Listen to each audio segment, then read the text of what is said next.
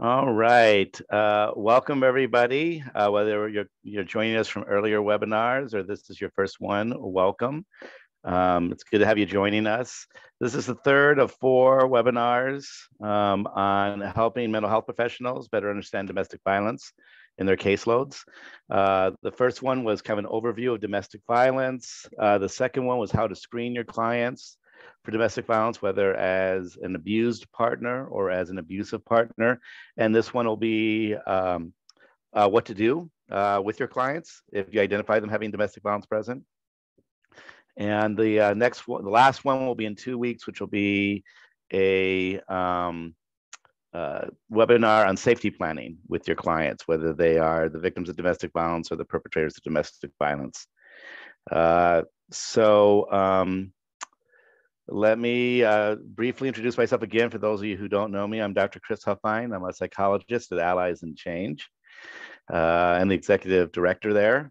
And I've been working in the field of domestic violence for 30 years now. I first started at Men's Resource Center in Portland way back in 1992. And then I left that agency to start Allies in Change in 2004, where I've been ever since. Over that time, I've worked with thousands of abusive partners. I have worked with hundreds of abused partners. I do training around the state as well as around the country related to domestic violence. I've been involved with helping develop standards for programs that work with abusive partners here in Oregon. I've been part of the statewide domestic violence fatality review team in Oregon. And otherwise very knowledgeable. It's an area of expertise. Allies in Change is a 501c3 private nonprofit. So you can make donations to the agency. We're tax deductible donations, which we're happy to receive. Do a little promotion there. And we present ourselves as an adult outpatient counseling center. We do individual and couples work for lots of general mental health issues. But really the bulk of our services are around domestic violence intervention, especially working with abusive partners. We offer almost 30 groups a week right now for men's groups, women's groups, and then one multi-gender LGBTQ plus group for abusive partners. We also have several men's groups for abusive partners that are composed of all voluntary men, men who are not mandated by the criminal justice system or child welfare or the courts to attend. They're choosing to come of their own. We also offer one group for women who've been abused, support for them as they sort through that process, whether they're still in the relationship or they've left. And here's some more information. I should jump to the next slide. One of the noteworthy things about Allies in Change in our program is the number of voluntary clients we do have attending. We have about 70 voluntary group members, which is more than any other program in the country, as far as I know. So that's a little bit more about the agency. Joining me today is Jane Pearlstein, and Jane will be overseeing the chat, and she may be jumping in with her own comments and also voicing questions or comments in the chat. Jane, you want to further introduce yourself? I work for Chris. I'm one of his group facilitators. I've run at various times all the women's groups that Chris has, which includes a group for survivors of domestic violence, two groups that are abuse intervention groups for women who have patterns of abuse and control, one group for mothers who have patterns of abuse and control. And Chris, am I allowed to say this? The last group? Sure. Yeah, it's a group for women who are survivors of domestic violence, but who were misidentified by the criminal justice system as being perpetrators. And so we actually have 2 survivors groups. Just one has to also be an abuse intervention group because of, kind of the nature of the justice system. So thank you, Jane, for your assistance. One more promo, and then we'll jump into today's material. It's kind of like, OPB, where you got the, PBS, kind of the sponsors. So I want to mention a book that I've written called Becoming Allies. The intended audience is people who have been abusive. So people who are dealing with abuse. This is actually the required reading for our groups, for our women's groups, our men's groups, and our LGBT group. They all read this book. The pronouns in it are gender neutral. So it isn't just for men who've been abusive, although they form the bulk of who we work with. It is also a book that you can read as a professional. It will provide you a good understanding of the dynamics of abusive behavior, especially what leads people who are being abusive to be that way. And it also potentially could be appropriate for abused partners. They're not the intended audience, but I've gotten feedback from a few who have read it who found it very helpful and validating. So you can get it online through the typical places. You can also get it through Allies and Change, which will generate a little bit more revenue for us. And so please spread the word as well. It's a big book. It's 500 pages almost. It's quite comprehensive, but will really provide a lot more elaboration on what is abusive behavior and so forth and so on. And I'll be mentioning this book later on when we talk about intervening with your clients who may be abusive partners. So before we get to further information with the PowerPoint, I'm going to have Jane read a survivor's testimonial. So this is not Jane, she's reading it, but this is not from Jane. This is actually from a woman that I knew about 20 years ago. I think it's even a little bit longer than that, about 20 years ago. And way back then, I did a presentation for mental health professionals. She very graciously agreed to provide her story, her own experience as a survivor, and provide it in writing as well. So Jane's going to read that now. And the intent here, besides bringing a survivor voice into this conversation, I'm sure some of you who are attending this webinar are survivors. You're welcome to say anything you want to in the chat if you'd like. But I think it's really important that we really ground this work in the experience of survivors. And I have heard from tons of survivors over the years about their experiences with mental health professionals. And occasionally it's been positive, but much of the time it has not been. And I think it's important to understand at least one person's experience, although I will tell you, I've heard this over and over and over again from people who experience domestic violence. So this is hardly a unique story. So Jane's going to read this, and then after she does that sharing, then I will jump into the content for today.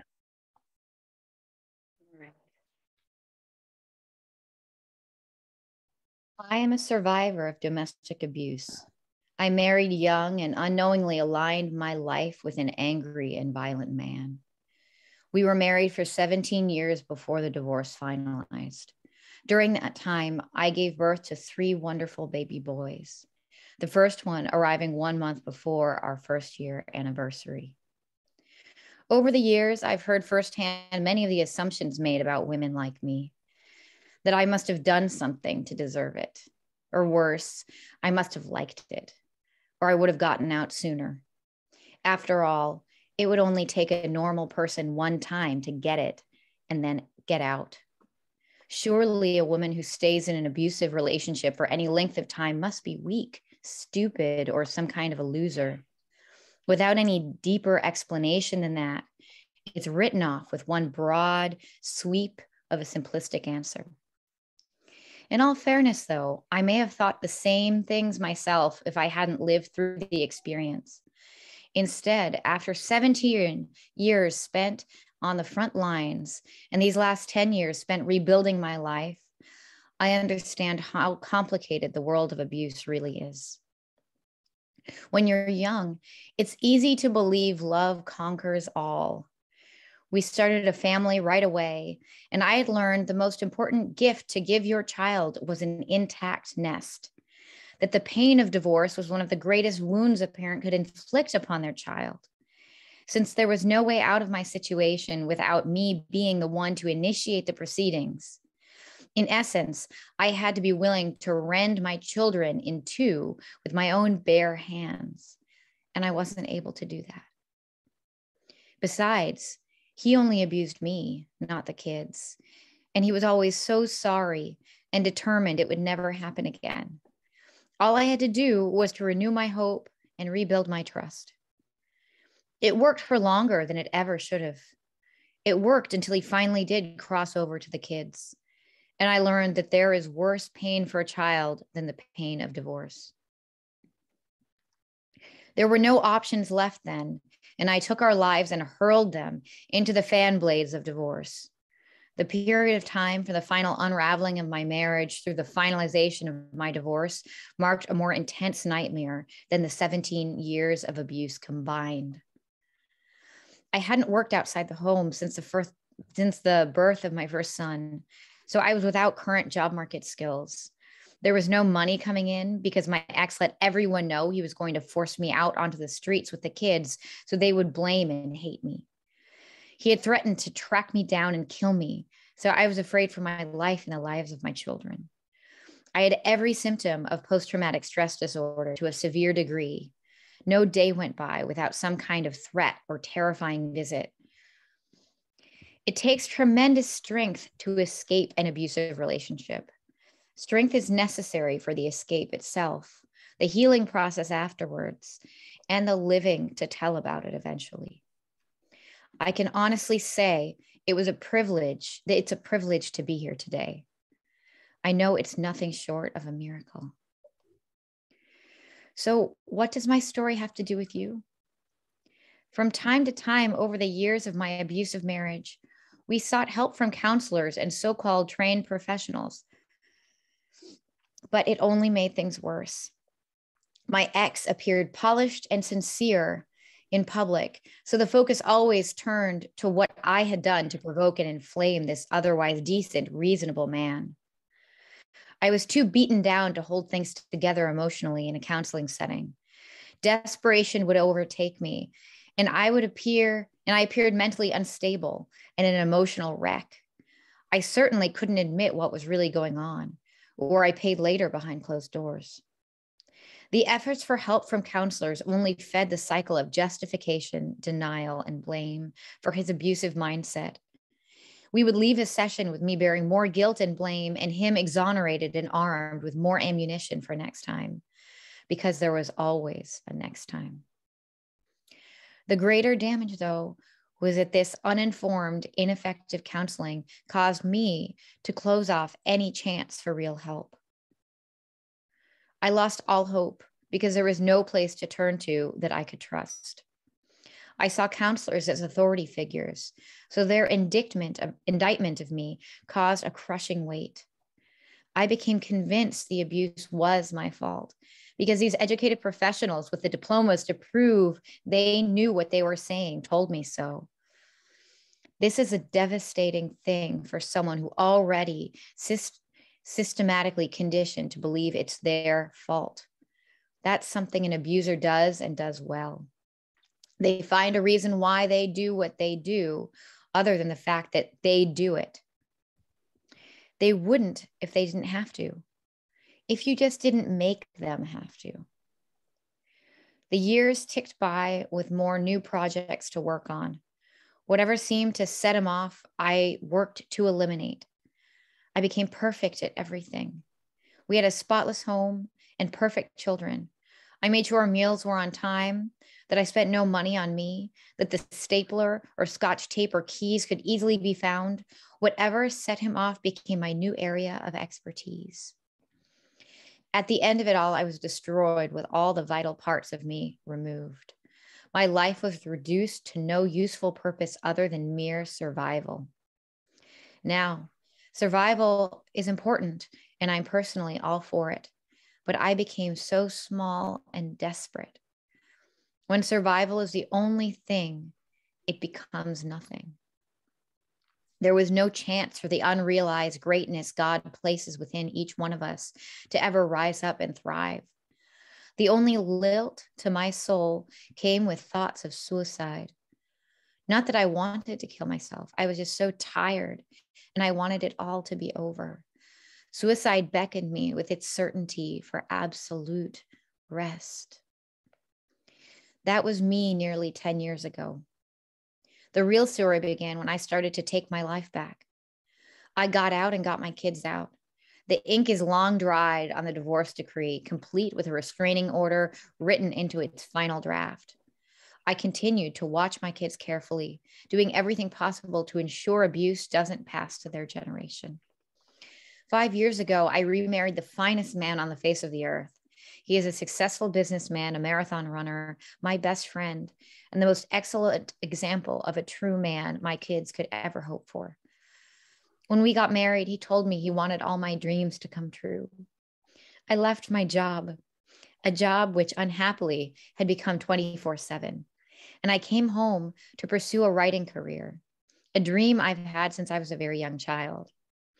I spent my days reading, writing, studying, and pursuing my heart's desires. I love my life so much now that sometimes I'm jealous of me. 3 years ago, I had the awesome privilege to come to the rescue of a family member in desperate need. She was dying of alcoholism, but now she's well and strong. She tells everyone I saved her life. When I have the chance, I give my testimony and try to help women in similar situations to mine. In short, my survival has made a difference. My life was important enough to save. That's why my story has everything to do with you and your work. When I was ready to give up, someone threw me a lifeline. A counselor who knew what she was doing reached out to me. A woman experienced an abuse. At the blackest part of my life, she lit the tiniest light of hope for me. I honestly don't know where I'd be today without her. I owe her my life. I stayed in counseling with her for about a year, long enough to get me through my terrifying divorce proceedings. The foundation of strength laid for me back then is what I continue to build on today. Victim mentality is prevalent enough today that it's hard to not be cynical or to feel compassionate for someone who claims to be one. People with weight problems can sue a restaurant and make them responsible, or they can spill their coffee and take legal action because it was too hot. It seems commonplace for people to not be willing or able to assume responsibility for their own actions anymore. Yet there are those who wake up one day and find themselves frantically swimming in currents too strong for their own ability to overcome. They can't pull themselves out anymore than a drowning man caught in an undertow is able to break free. What it takes is someone skilled enough to reach out and pull them to safety. And if no one is there, chances are they'll drown. The sea of abuse is deep and cold. The farther you're dragged under, the more it's able to blind, deafen, and numb. The harder it is to reach the surface before your life runs out. I am forever grateful for the hand that pulled me to shore. Thank you for letting me tell my story today. Please care enough to do this right. It really can mean the difference between life and death, and nothing is more important than that. The name has been removed. This was written June 6, 2003, and presented to the Oregon Psychological Association. Thanks, Jane.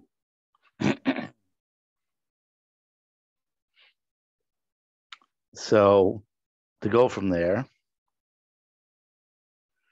I want to review some very common misconceptions about domestic violence that we see. One is that it only involves physical abuse. And the reality is every abusive relationship has many different types of abusive behavior in it. And there's some abusive relationships that have little to no physical abuse at all. Another one is that it includes just extremely abusive behavior that happens repeatedly, causing serious injury. Again, it's obvious, you can tell it when it's there. And what's very important is that even, quote, mild or minor abuse can cause serious psychological damage, even if there's no physical injury or pain. So we really need to remove from that conceptualization. Another kind of misconception is that it's primarily a working class issue or an issue primarily in communities of color, that it doesn't happen to people like us, if you're middle class or part of the dominant culture. And it is true that working class folk and people of color are more likely to get caught up in the criminal justice system due to, and the child welfare nets, due to the racism and classism that are predominant in those systems. I talked some about this in the first webinar about why working class men are overrepresented. But in fact, they're no more likely to be abusive. We see lots of abuse in middle and upper class families, in dominant culture families. It's also important to be mindful that there are culturally specific forms of abuse, so that if you're not part of that culture, whatever culture we're talking about, you may not even be aware of some of the ways they're being abusive because they don't register on your cultural radar as abusive behavior, but they are within that culture. Another common misconception is that they grew up in abusive homes. This is one that is more, there's a broader range of opinion within the field itself about this, and some diversity of opinion. It is true that children that grow up in abusive homes are at greater risk of experiencing abuse as adults if they're female identified, to be the victims of domestic violence as an adult, and if they're male identified, to be the perpetrators of domestic violence as an adult. But there are plenty of abusive partners that do come from relatively functional homes, that grew up in functional homes. And of course, there are many people who grew up in very abusive homes that grow up to do just fine. They don't end up in an abusive relationship, and they don't abuse a partner. So that can be overstated. There is some connection there, but it can be overstated. Another kind of common presumption is that people who are being abused know it, and they're going to tell you if they're being abused, and that is not the case. In my experience, most people who are being abused will not self-identify as being abused. This has to do with their thinking, where there's no victimhood when you're working collaboratively. So if my partner's yelling at me, what I'm thinking is, what have I done that's upset them? And let me look at myself and see what I can do differently. If my partner is controlling the money because they say that I'm financially irresponsible, well, maybe I do need to look at my spending. So I think that's a common kind of way of thinking, is not to understand that's domestic violence. And so I've had the bittersweet honor, if you will, at over and over again, to inform clients I'm working with that to be the first to inform them, I believe you've been in an abusive relationship, or I believe you are in an abusive relationship. And that's not at all unusual, that I'm the first one to name it, that they themselves have not named it. This is even more true for people who are abusive. It's very unusual for people who are abusive to self-identify as being abusive and that sort of thing. So these folks are not going to present themselves as, I'm here because I'm in an abusive relationship, or I'm here because I have been abusive. I'm not saying it never happens, but it's quite unusual. That this is secondary to other issues. This is a very common misconception within the mental health field, that the reason why they're abusive is because they have a drinking problem. The reason why they're abusive is they're a trauma survivor. The reason why they're abusive is because they have significant depression or low self-esteem. And what's important to remember, which again I talked about in the first webinar, is that lots of issues can trigger abuse. Can activate it, but only in somebody who has a pro-abuse belief system. If I do not have a pro-abuse belief system, you get me drunk, I'm not going to become abusive. If I do not have a pro-abuse belief system, I can have all kinds of childhood trauma, and I will get activated, but I will not act out in an abusive way in general, and that sort of thing. So as a result, you don't need to have training in domestic violence. Just deal with the addiction issue, just deal with the trauma, just deal with the low self-esteem, and then the abuse will go away. And that is generally not the case. Sometimes when you deal with certain triggers, it can reduce the intensity or frequency of the abuse, but the patterns of abuse will continue. Okay. Another kind of thing is that you can tell by meeting somebody that they're abusive, right? They're going to be gruff and intimidating and mean, and you can tell. No, you can't. Or that you can tell people who've been abused. They have black eyes, or you're looking down. They're very depressed and sad, and that's not the case. Some of the most disturbing photos that I've shared are photos of everyday people who are survivors of domestic violence that look just like everybody else. Okay, and that's true for also people who are abusive. They look and act just like everybody else in general. Okay, They're just like everybody else. Also, that they're kind of classic psychological profiles for people who are abused or abusive. It is true, of course, that people who are abused are experiencing trauma and related kinds of things to that. So, of course, they will show elevation in some areas, whether it's showing up as anxiety or depression or other kinds of responses. However, there's not a profile that leads them to choose abusive partners or to be in abusive relationships. And then when it comes to people who are abusive partners, there is no profile for abusive partners. There's no classic MMPI profile or MCMI or things of that nature. And that it's pretty unusual, Oh yeah, I've seen a couple people over the years who've, been in abusive relationships, but that's just not my caseload. That's a very chilling comment, because that what immediately tells me is that that person has no idea who they're seeing that's involved with domestic violence. The realities are quite common. In fact, we know statistically that people who are in abusive relationships are disproportionately more likely to seek out mental health services than the general population. So they're actually showing up in greater numbers than people in general with health issues do. Okay, so the point here is you need to screen every client you see for domestic violence, whether as an abused partner or as an abusive partner.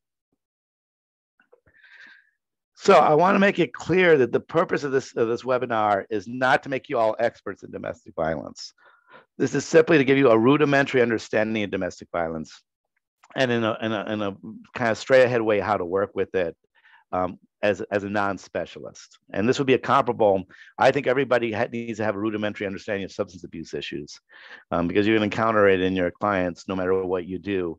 It doesn't mean you have to treat it directly, but you have to at least know enough to be aware of when it's there, to incorporate that issue into your treatment planning and that sort of thing. Now, if you want to become an expert in domestic violence work, then I think you have to do more than take these 4 webinars. And what exactly that should look like, there's no one kind of formula for that. But typically, folks who have, many have gone through volunteer training that Survivor Services offer in many local areas. In Oregon, it's often about 40 hours in length. Of course, it does involve doing some volunteering as well with the local Survivor Services organization as kind of a trade-off.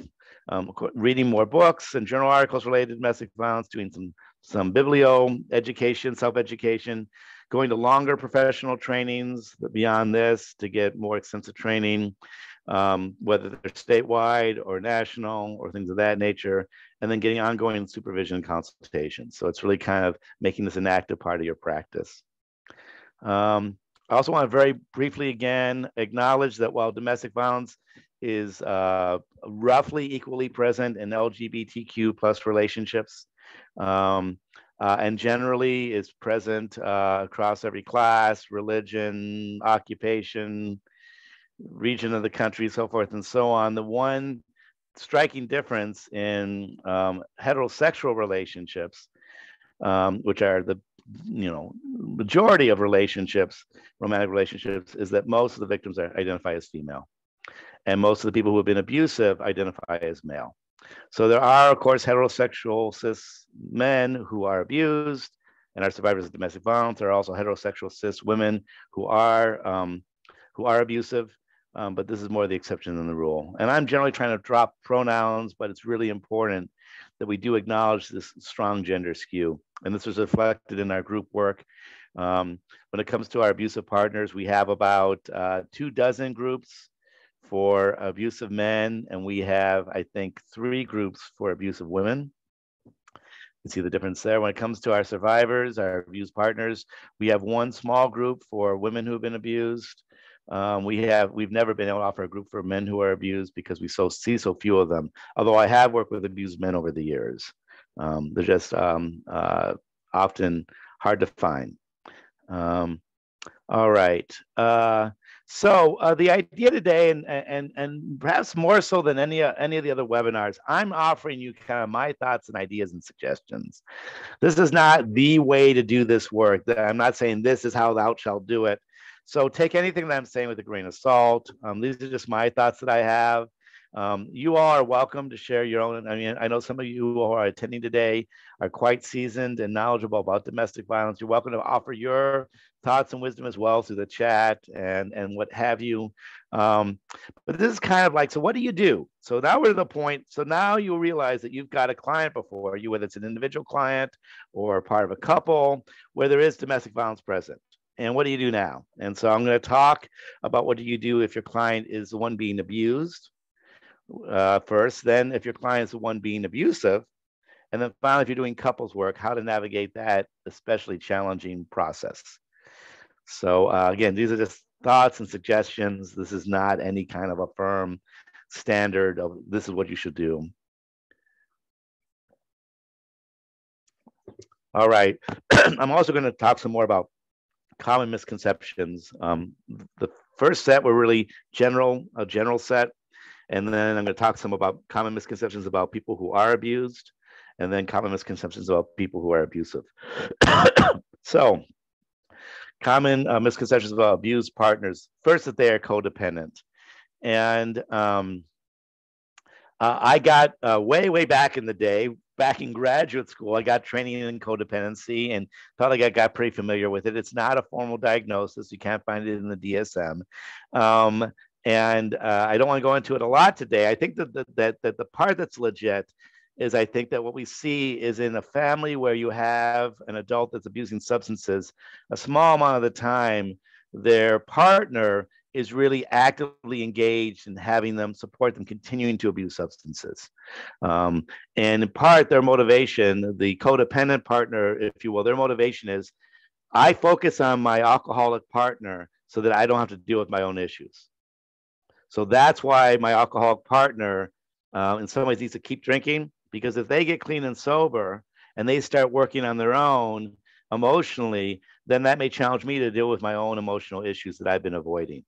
So I want to make them the center of my world and that sort of thing. So I think that that's kind of the idea behind codependency, as I understand it. And I think that's legit. But what happens is a lot of abused partners, in their various ways of seeking safety, of doing what they can to shelter themselves from the abuse that they're experiencing, that their children are experiencing, can be misperceived and mischaracterized as being codependent. I think this is actually quite common, but they're not. In fact, all you need to do to treat this codependency is get them safe, is help them be in a safe setting permanently, whether their abused partner stops the behavior and becomes a different person, or whether the relationship ends and they're in a new relationship. But that's all that's needed. It's purely situational. It's circumstantial. It is not an actual issue for them. So that's a little bit about codependency. Another kind of common misperception is that abused partners are very, very impaired. And a small subset really are, especially some of the folks that get caught up in like the child welfare system. They're impaired to the point that they're not able to keep their children safe, for example, some of them in the child welfare system. But again, that's really at the extremes. The reality in my experience, and again, I've interacted with hundreds and hundreds of survivors, hundreds and hundreds of abused partners, and many, aside from the abuse that they're experiencing, are quite well adjusted. I think the testimonial that Jane read at the beginning was a good example of this. And this is what I've experienced over and over again, that abused partners are very, very diverse with their professional success, with their general emotional health, their physical health, in any other way. So this idea that they're in some ways very, very kind of compromised in every way, that's again just a small number. Another common misconception is they're very weak and passive and submissive. What you need to understand is that part of what many survivors learn the hard way is they are assertive. They do set boundaries in the abusive relationship. And what that leads to is an escalation in the abuse. And so after a while, they understand that this is not going to be helpful for them or for their children. And so again, the submissiveness that appears to happen is really more in response to the ongoing oppression, if you will. It's no different than what you experience as a prisoner of war or incarcerated or what have you, or in human trafficking as other examples of this. Another thing is that they're masochistic. Again, there's no indication that masochism is more common among abused partners, that they seek out abusive partners. Again, that's not the case, or it's very rarely the case. So they may seek out a partner who's very strong and confident, who then has a shadow side that's abusive. They may seek out a partner that's very successful, who then has a shadow side of being abusive, but they don't seek them out because they're abusive. That's incidental. And further evidence of this, which is very important to understand, is most people who are abused will be in a single abusive relationship. Okay. So a stereotype is, somebody who's abused will go from abusive partner to abusive partner to abusive partner. Yes, there's a small set of folks that do that. Yes, but most do not. Okay. All right.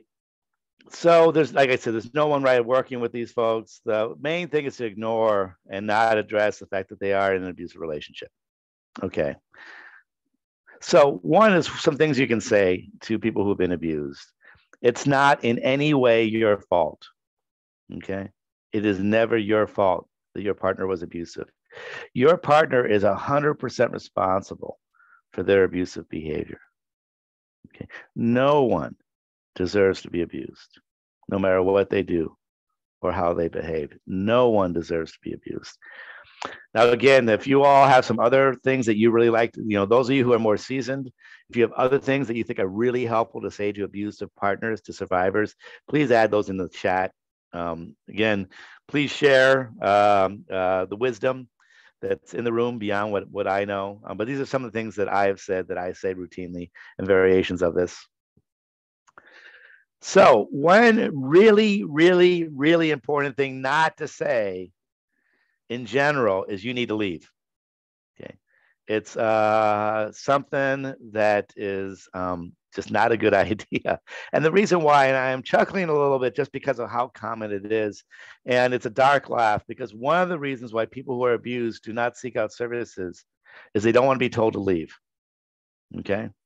Because most people who are being abused want the abuse to stop. Okay. They want to leave the abuse.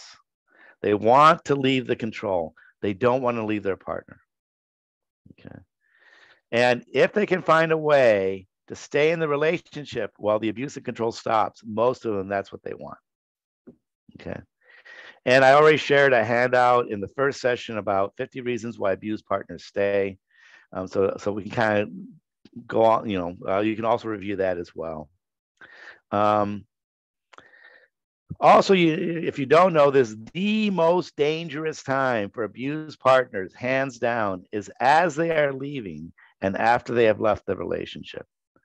Most domestic homicides happen during that time period. And oftentimes, the abuse and control escalates during that time. Part of the safety planning we'll talk about in a couple of weeks is how to best prepare for that if you are going to leave. So that the idea is, if you are going to seek to end the relationship, which is an option, I'm not saying that leaving isn't an option, but it's very important. It's an option that the person before you comes to, as opposed to you telling them this is what they need to do, if you will. And so it has to be done in a very thoughtful way. Yeah, go ahead, Jane. So you had invited people to share things that they've told clients? Yes. So there's Rafi says, it is so hard to go through this. Rebecca says, you did not ask for this. David says, if it wasn't you, it would have been someone else. A different Rebecca, this is Rebecca Lomeland, said that she's normalized a survivor's tendency to assume false guilt as a way of regaining control in an otherwise out of control situation. As in, if I just blank, then I can do something to prevent or stop the violence. Yeah. And then she said, I can then help them cultivate true empowerment by focusing on caring for themselves. A couple folks have also mentioned that they've heard sad stories of clients who were told by a counselor that the counselor would not continue to work with them until they left their partner or until they filed for divorce. Yeah.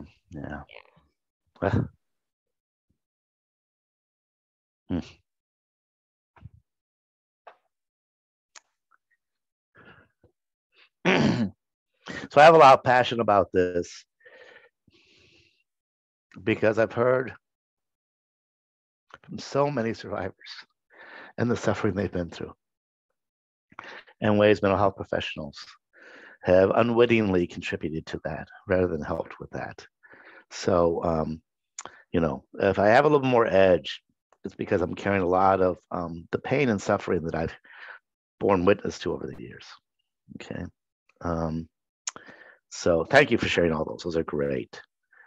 So here are my thoughts. Again, just kind of not quite off the cuff, but almost off the cuff of, I think, three things. And this is the wisdom of my clients, right? So again, I've worked with I've worked a ton with abusive partners. I've also worked a good amount with abused partners. I'm not in groups. My agencies have, but I have not directly run those groups, but individually and as parts of couples as well. And so three things I think that are really important prior to leaving in a relationship. And I'm going to explain each of these in more detail. Number one, a firm commitment that they want to end the relationship. Okay. Number two, a clear plan of what they're going to do post-relationship, an action plan, and then third, a safety plan. That these three things really need to be in place, if at all possible. So this first one is the one that I was never trained myself in. This is something that I've learned from lots of wisdom experiences of survivors who I've worked with. Well, we know, that's a typo, that says abusive, it should say abused partners. On average, leave a relationship, an abusive relationship, 7 times before leaving for good. And although there's some debating and questioning about whether that stat is completely accurate, what is certainly true, and what we in the field see over and over again, is a in and out kind of process of temporary ending it. They leave for a night, they come back, they say we're done for good, they come back a week later. They kick their partner out, they take them back in a few days later, that sort of thing. And I think it's because the decision to end the relationship is made too soon. They have doubts, they have second thoughts, they realize, oh shit, what about this or what about that? So actually, what I've learned, and this may seem a little bit counterintuitive, is when I am working with abused partners, I encourage them to leave later rather than sooner. Okay. If they're not sure about whether they should leave yet or not, I'd say, then why don't you wait? And this is my thinking and my reasoning, is leaving an abusive relationship is like running across a minefield. Okay. We don't want them running back and forth. The goal is to only run across that minefield once.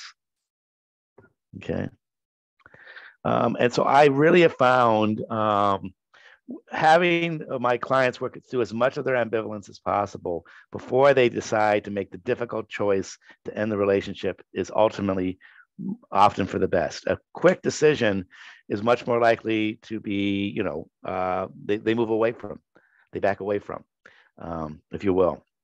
The second part of this is, so let's figure out for you, what is the plan once the relationship is over? Where are you going to go? How are you going to, survive financially? What are your emotional resources? What are your social resources? Let's kind of really think this through. Let's make this a very thoughtful process, if you will. And then finally, that you do safety planning. And this is so important that we have a separate webinar on this and to talk about this. And, of course, the most thorough safety planning can be done by advocates, by people who work professionally with survivor services, who this is what they do for a living, is they work with survivors. They've had extensive training and working with survivors. They are the experts in safety planning. Having said that, because many of our clients will not see survivor services, will not seek that out, we all need to have at least some rudimentary safety planning. And that's what we'll be talking about in a couple of weeks at the next webinar, is that safety planning and what that can involve. Okay. So furthermore, as I think about this, what I have found, again, this is my own kind of thinking, organizing, I didn't read this anywhere, is that people who've been abused typically are in one of 4 groups. Okay. Number one, they're in the abusive relationship and they don't realize it's an abusive relationship. Or number two, they realize that they're in an abusive relationship. So they realize that. And then they're making three choices related to that. Either they're in it and they want to exit it, or they're in it and they're not sure whether they want to exit it, or they're in it and they definitely want to stay. Also, that they're going to be in it for a limited time. Okay. And actually, I got ahead of myself. This is a different slide, so I apologize. So the four groups here. Let me say that over again, so I don't confuse you. Number one, they're in an abusive relationship. They don't realize it. Number two, they're in an abusive relationship, which they have identified as abusive. And I'll talk more about that second category here in a minute. That's where I started perhaps making things a little more confusing. Number three, they're no longer in the abusive relationship, but they're still having interactions with the abusive partner, most typically due to shared children. And number four, they're no longer in the abusive relationship and they're no longer having contact with the abusive partner. So those first three groups, in it, not aware, in it and aware, not in it, but still having contact, they're still typically experiencing abusive behavior in those three. The only one in which they're typically not still experiencing abusive behavior is in that fourth one, when they're out of it and they're no longer having contact. So I'm going to talk about each of these. So I would suggest probably the largest group of people you're going to see are people who are in an abusive relationship and don't realize it. Okay. And they buy into a lot of the same stereotypes, the same extremities that we all do. And because they don't fit that extreme profile, a lot of things I said earlier, they don't see themselves as being abused. Okay. So if that's the case, the place you need to start is realizing first, of course, that they are in an abusive relationship. Hopefully, in part due to the training you've gotten from the earlier webinars. And then having the bittersweet honor of saying to them, I think you're in an abusive relationship. I think your partner is an abusive partner. Okay. Let me tell you why I think that. Let me tell you why I believe that might be the case. Okay. And spend some time explaining your decision, why you believe this, where this is coming from. Share with them handouts on abusive behavior, including like the list of controlling behaviors and things of that nature, some of which came from the first webinar. The two books that are both close to 30 years old now, that are still to this day the best books I've seen for people who've been abused, that still to this day are huge eye openers and mind blowers, are The Verbally Abusive Relationship by Patricia Evans and Why Does He Do That by Lundy Bancroft. Now, if any of you all who are attending today have another book that you just think is great, so there are lots and lots of books out there for people who've been abused, lots and lots. What I'm asking for is ones that you think are exceptional, that you find, I've given this to client after client, they've read it and they said, oh my gosh, this is me. I had no idea. Because that's what I hear from these two books all the time, especially the book by Patricia Evans. So that's why I recommend these two. But if you have another amazing book that you'd recommend, please put it in the chat to share with other people and share with me, and I'm happy to check it out. Now, if they're not really wanting to look at the domestic violence in their lives, you don't have to make it a clear, well, we're going to, whether you want to or not, but it needs to be in your head as a therapist. Even if you don't talk with them out loud about it. This would be similar to you're meeting with a client. They clearly have an active addiction. They're not there for the active addiction. They don't want to talk about having an active addiction, right? You might still potentially work with them, but you're going to continue to figure out ways, how can I fold in some awareness around this other issue? So assuming you continue to work with a client who has abusive behavior, who's experiencing abusive behavior, part of this is doing it consciousness raising. What is abusive behavior? What is controlling behavior? Point out how that relationship is affecting them and contributing to their struggles. And this would be no different than, I'm assuming that some of you all have the experience of clients coming in who come in for one issue, but clearly have at least one other issue they need to be dealing with. Perhaps the most obvious one is a co-occurring addiction. And how would you bring that in to your work with them, right? Especially if they don't want to address it. This is no different than that, okay? I would say that especially look for situations where the other person's abusive behavior is negatively affecting them. It's affecting their progress. Another way you can sometimes appeal to clients is as parents. I've heard from a number of survivors where the line that was the key turning point, or the moment that was the key turning point for them in their journey, was when they realized that their children were being negatively affected. It was one thing when I was being abused because I felt, whatever, da da da da. But when I realized the kids were affected by this as well, that's when I realized something needed to change. So that can be a powerful way also for abusive partners as well. So for either side of this equation, helping them be aware if they have children, helping them better understand how the children are likely being affected or clearly are being affected, can be another motivator to further addressing this issue on either side. So some of the clients are, I'm not using ignorance here pejoratively. I just mean they just have never thought about domestic violence. And oh my gosh, it's just such an eye opener, right? Those are actually easier clients to work with because it's really just about raising their consciousness, getting them better educated, helping them better understand all this stuff. And as they do, figuring out with this new awareness what they want to do. A smaller subset, though, of people who are abused are in denial about the abuse. This isn't that they just don't know, they don't want to know, they actively don't want to know. And so it's just like people with other forms of denial, they may minimize the abuse being done to them, they may rationalize it, they may justify it. And again, denial is common among our clients for lots of issues. And so what I would say to y'all, because again, we've only got 2 hours today, is however you deal with denial on other issues, like substance abuse, for example, how would you use those same techniques with this kind of denial as well? Okay. So that's the first group, people who are in an abusive relationship and don't realize that they are as a victim, as an abuse partner. The second group are people who acknowledge, yes, I am in an abusive relationship. My partner is abusive. So part of what you want to find out is how concerned are they about this? How much is this the reason why they're coming in for services or why they're present for services?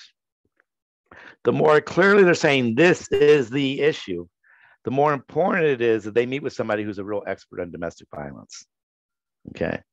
So if they say this is the main reason, like 90% of the reason why I'm here is because, my partner's abusive. I've also got some issues with my mom, but it's mainly just that the current relationship is really difficult.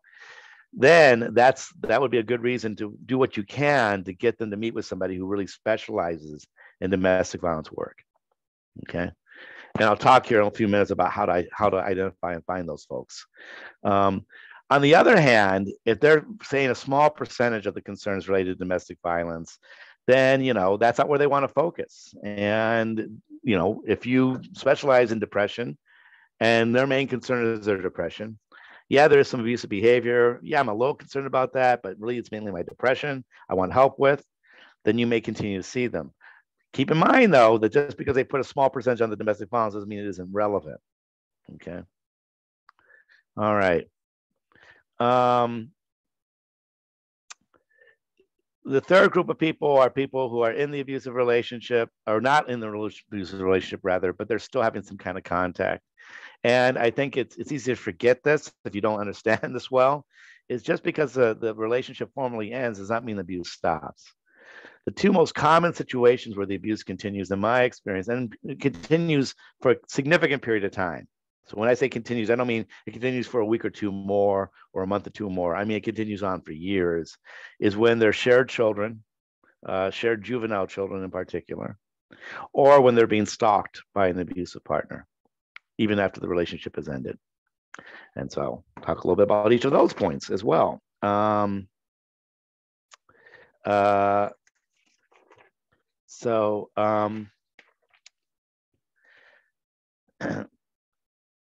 So typically, if they're shared children, typically what's happening, there are two areas of concern, two broad areas of concern.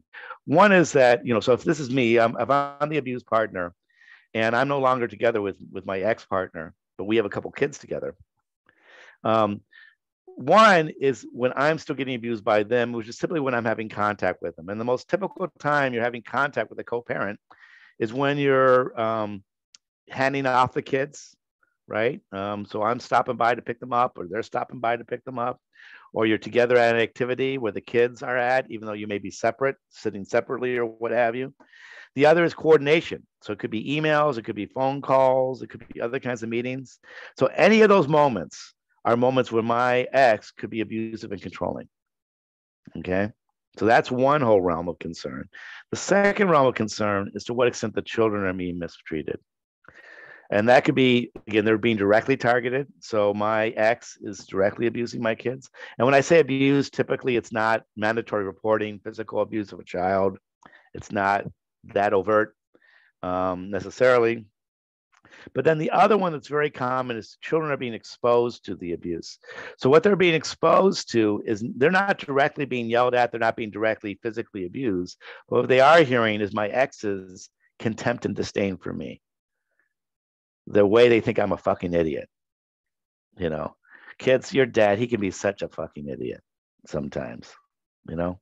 So I'm not, he's not directly being abusive to the kids, right? He's just talking about me. He's taking my name in vain.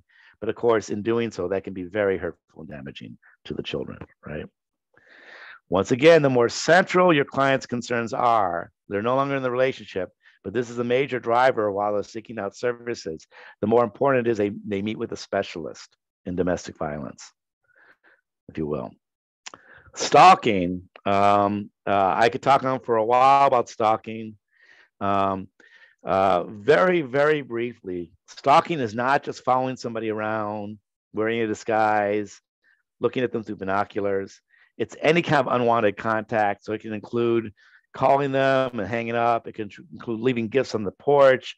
It could be sending them lots of emails. It could be taking out legal action against them. We could go on and on and on.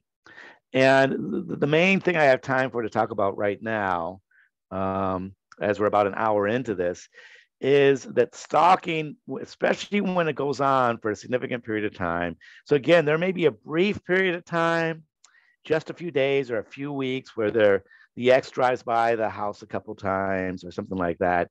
That is technically stalking. What we're really concerned about is much more of an ongoing obsessive contact that's happening regularly over an extended period of time.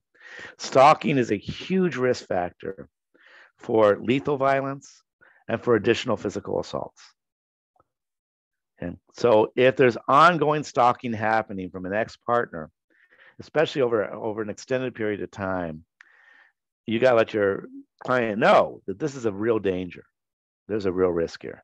And again, refer them for more specialized services.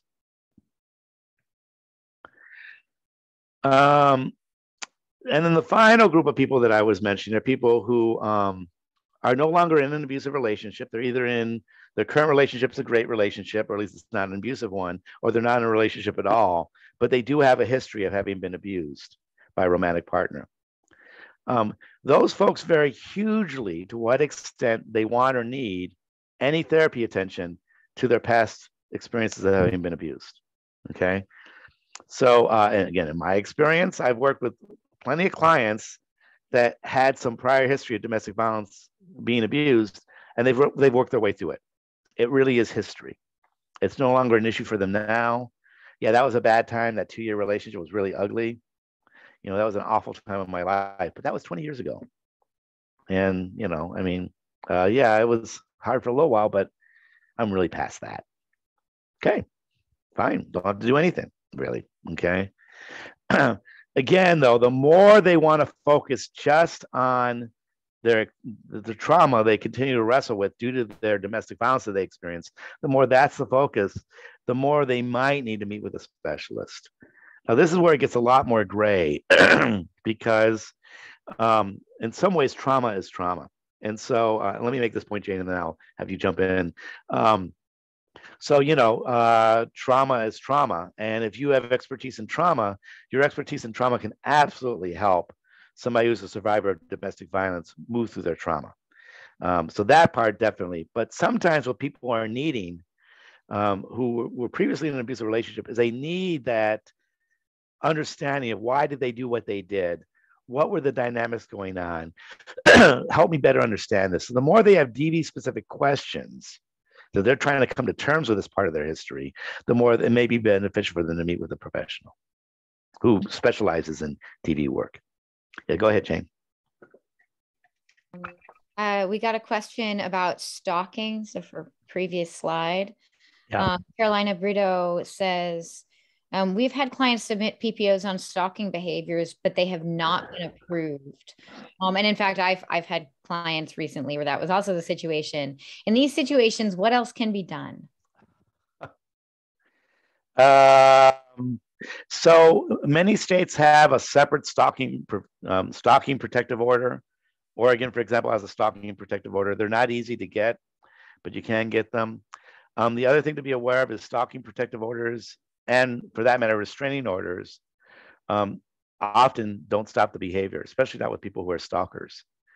That's a great question that goes way beyond what I can answer today. What I can say is it's important to understand that stalking, that ongoing pattern of stalking, is its own distinct issue. People also get stalked by non-romantic partners, and I've worked with some clients over the years where that was the case.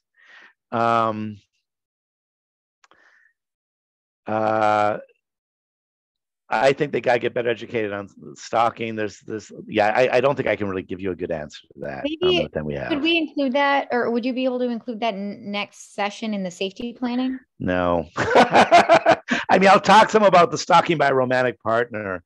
I mean, it's a great question. I can't really give it adequate time right now. I don't want to give it the time it deserves. I think it means doing additional reading and research on stalking. And I will tell you, if you email me, anyone who's interested in this, if you email me about stalking resources, I'm happy to share them. But there's no simple answer to that question that I can give now. Is that it, Jane? Okay. So this is the way we communicate. If she shows her face and I know she has something to share, if she doesn't, then we're good. All right. And I know I'm moving along quickly. It's to cover a lot of material and to get you all thinking about this stuff as we continue on. So here are some more general guidelines in working with abused partners that are just good things to do. And please, again, you all feel free to chat up your own things that you find are really helpful that you do. Those of you who have some real experience working with survivors of domestic violence or people who are being abused, please share those as well. Invite them to tell their story. They don't have to. Very important. If they do not want to talk about the abusive relationship or about their experiences, they don't have to. On the other hand, if they want to, you are welcome. They're welcome to, and you're open to hearing that and bear witness to that. I want to remind you that one of the significant damaging aspects of domestic violence is the way it's denied and minimized. And so there's rarely a real opportunity to truly process it. That's probably what causes so much damage. And so allowing your client room to talk about it, to talk about their experiences in whatever level of detail they want. Okay. An important part of that is to help them connect with it emotionally. How did that make you feel? What was that like for you? What came up for you? Things of that nature. This may seem hard to believe, but therapists will go, so what do you think you did to make him come unglued like that? Right? What do you think you did that led him? So it's vital to, again, as soon as you ask that question, there's some implication that in some way your client was responsible for the abuse that was done to them. So believe them, accept and believe their experiences, validate their experiences. Now, this word does get a little complicated because we do have people who are abusive that will present themselves as victims of domestic violence.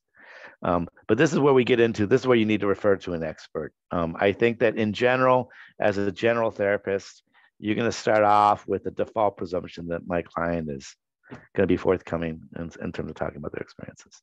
Yeah, go ahead, Jane. That tricky thing of sometimes we have, so at our agency, what I see is women who have patterns of abuse also usually almost always are telling the truth about also being victimized by their partners. Right. So that's one thing I want to put out there. If you're working with a woman who is saying she's a victim of domestic violence, most likely that's the case. Now, there is a subset of women who we work with who are victims of domestic violence and they've been abusive themselves. The fact that they have patterns of abuse and control does not suddenly mean that their partner is not abusive at all and that they're the only perpetrator and their partner is only a victim. It's not an either or necessarily at all. And I know there's a lot of misinformation about out there that mutually abusive relationships don't exist. We see them. That doesn't mean that there's always an equal power dynamic. Sometimes the power dynamic is unequal. The power differential is unequal. But yeah, I just wanted to put that out there. And so for even for women who have patterns of abuse, they still often, usually, pretty much always, in as far as I'm seeing in our program, they're also needing a lot of support around their experiences of victimization and the abuse that they've received. Yeah. And we're getting okay. And then let me just pause. Let me comment on your comment, and then you can add the next thing. So to get this a little bit more nuanced in this, since Jane's bringing this up, which is fine. It's all good. We're just getting more complicated. In our experience, again, we work with women who have abuse and control issues. And Jane's point is like upwards of 90% plus of the women who have been abusive have also been abused. So almost all the women that we're seeing, most of whom identify as heterosexual, are in relationships where they're also being abused. So almost all those women are in mutually abusive relationships. We have seen women in the past, occasionally, where their partner has not also been abusive. So that heterosexual women where their partner has not been abusive. So that does happen, but that's much more unusual. On the other hand, among men who are abusive, I would guesstimate like 90%-ish of their partners are not abusive as well. So there's among heterosexual men, okay? So heterosexual women who are abusive, many of them are also being abused by their partner. Heterosexual men who are being abusive, most of them are not being abused by their partner. Now, when we get into the LGBTQ plus community, things get more complicated. There are definitely relationships where there is mutual abuse, and there are other relationships where there is not. And who the person is in front of you, if they're identifying LGBTQ plus, may or may not be as they present, okay? So the person in front of you may be, if they identify as LGBTQ plus, may be the abusive partner, or they may be the abused partner, no matter what they say to you, all right?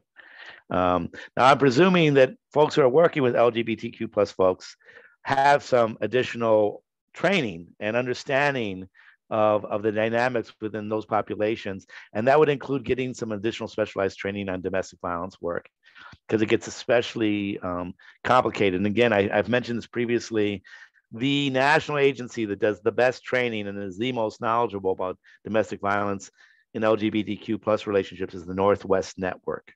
The network, or the Northwest Network, if you Google them, it'll get you right to their website. That's the place to go to get additional information. Yeah, go ahead, Jane. Just wanted to add on that. So if you're working for folks within the queer community, what I think, Chris, what you're trying to say is you can't assume that whether somebody's presenting as more masculine or more feminine, that's going to line up with kind of the standard cisgender statistics. That's also true. Yes. You can't assume that if somebody's femme, that they're going to be the victim, or if somebody's yes. that they're going to be the perpetrator. Yes. Yes. And there's also a question, it's kind of a long one we might not be able to answer, from Shanita Wells. I'm a caseworker and I investigate allegations of abuse and neglect. How do I identify abusers acting as victims versus the true victim? This is, yeah. I attempt to keep an open mind to who is the abuser in the relationship and not based on gender. Unfortunately, the more covert abusers don't use criminal tactics. Yes, and those are the harder ones to identify and make sure I'm supporting the family unit correctly. Okay.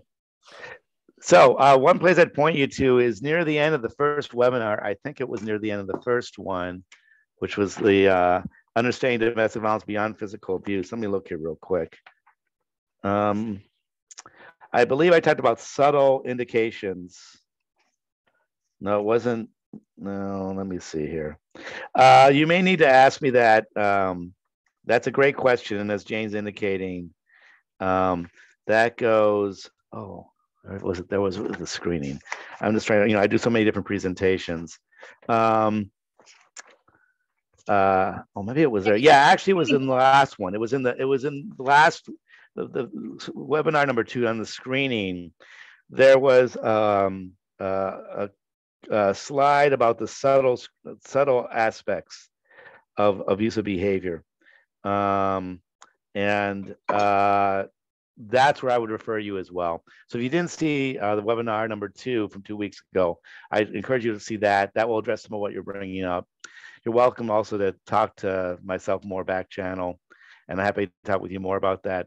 There are ways that we can tell. This really goes beyond what we can do in this training, honestly. But part of the training, the considerable training that the students get and our staff gets, is how to sort exactly out what you're talking about. And it can be sorted out, but like I said, it's more than we can fully cover today. Yeah, Jane, go ahead. Another quick thing is, Chris, you can correct me if I'm wrong here, but I would say it's, until you know for sure, it's better to treat both as potential abusive partners, send both of them to anger management abuse intervention. Because I would say, well, because we see women who are not abusive, who are misidentified, doing really well and getting really empowered. Yeah, I would not say, so I will disagree with you.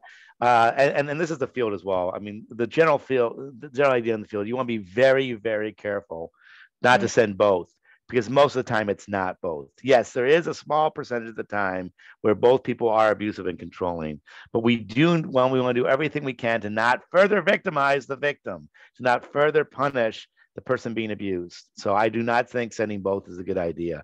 I think you do your best at identifying who you think it is, and hopefully the agency understands the complexities and can let you know if you get it wrong.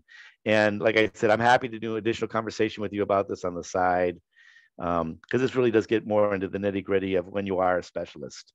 Chris, I'm seeing, like all of the women sent to us are feeling really empowered by those services. And I see a lot of women who they're the only ones having to do services. And then their partner still is, was able to kind of play things out and isn't being asked to do anything. So yeah, I understand that. And I agree with that. Yeah. The risk of not sending him to services is high. Yeah, especially we're talking about, so let's go on. I think that the real problem, especially with heterosexual relationships, is the vast majority of domestic violence and heterosexual relationships is done by the man. So if you're talking about a heterosexual couple, sending them both because you can't tell who's who, I would be very discouraging of that. And I would say I'm speaking for lots of advocates. I think there are probably advocates on this webinar.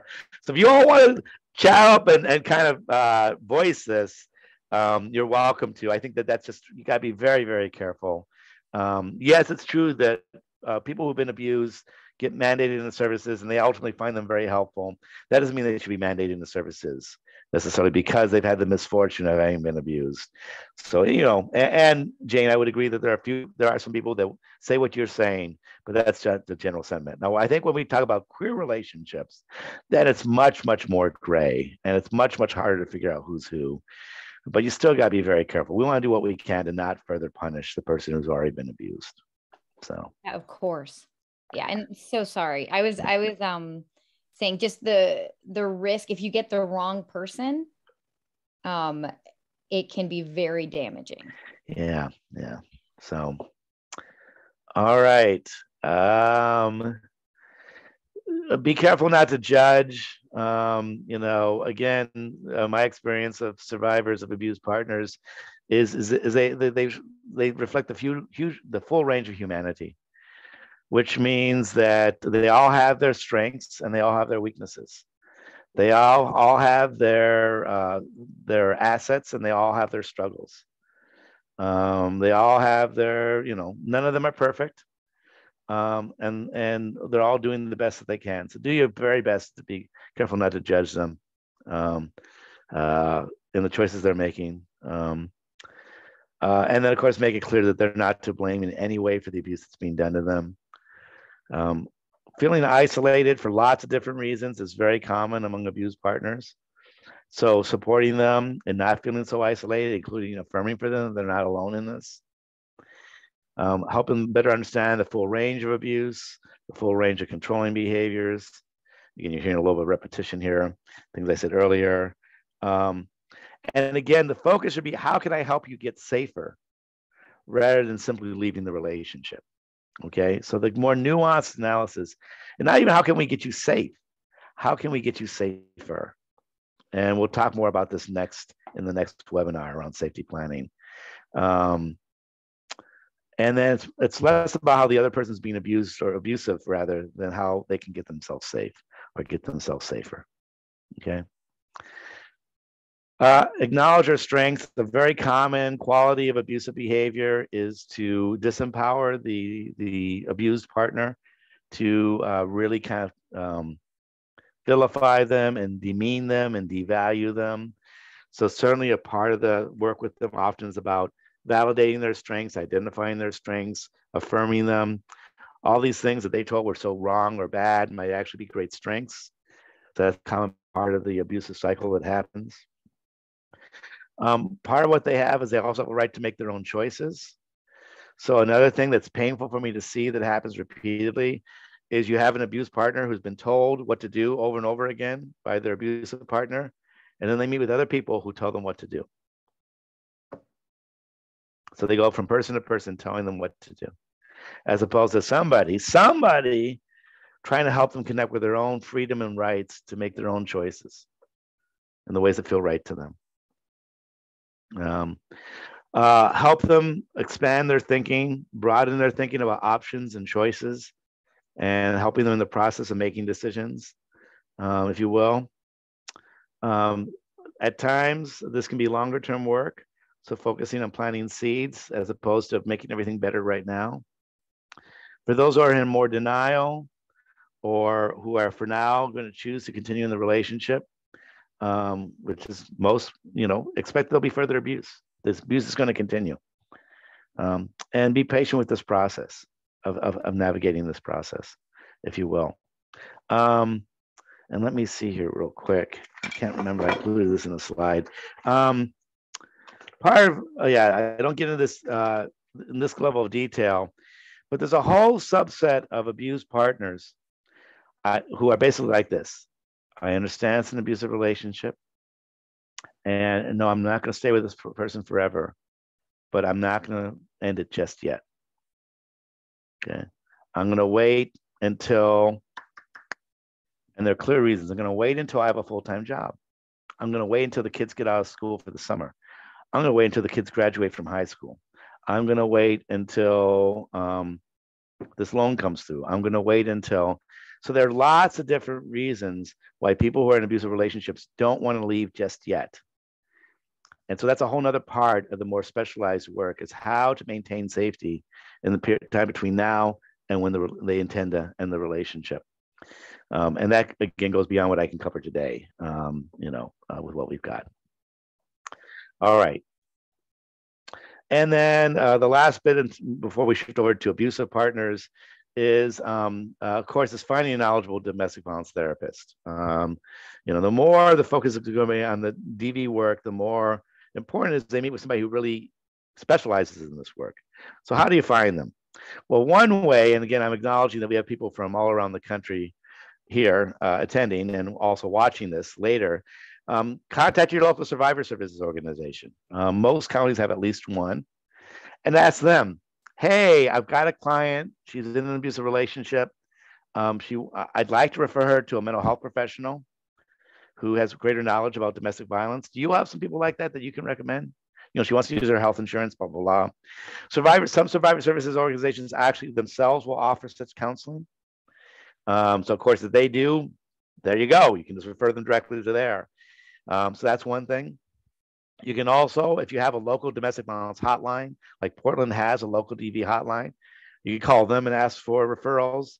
There's a national DV hotline, and I've got the phone number there on the slide. Again, you can ask them that question. And at a minimum, they can tell you who the local survivor service agency is in your area. So if you don't know who that agency is, call the National DV hotline. Hey, I'm so-and-so from this place here. Where's the NOLA Survivor Service Agency? Oh, well, you said what state, what county? You tell them, they should be able to tell you a local survivor service organization. And then the other way is to encourage your client, as they're looking for a new therapist or a different therapist, to do their own interview process with them. Okay. And so these are some of the questions, and I don't have these as a handout because I kind of came up with them again off the top of my head, but they would probably make an okay handout.